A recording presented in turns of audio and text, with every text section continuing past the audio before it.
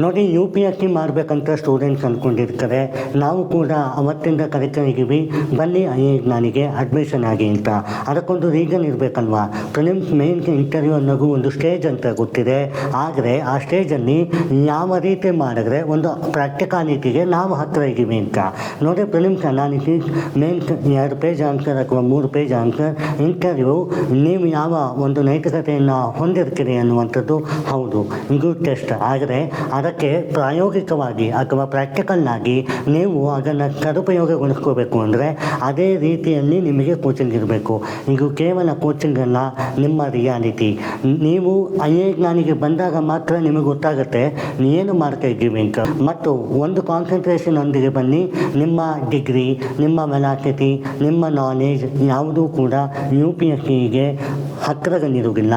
ನೀವು ಅದನ್ನು ಸದುಪಯೋಗಗೊಳಿಸ್ಕೋಬೇಕು ಅಂದರೆ ಹೊಸತ್ತಾಗಿ ಫ್ರೆಶ್ ಮೈಂಡಾಗಿ ಬರಬೇಕಾಗತ್ತೆ. ಇದು ಜ್ಞಾನಿ ಒಂದು ಪ್ರಾಕ್ಟಿಕಲ್ ಐಡೆಂಟಿಟಿ. ವೆಲ್ಕಮ್ ಟು ಜ್ಞಾನಿ.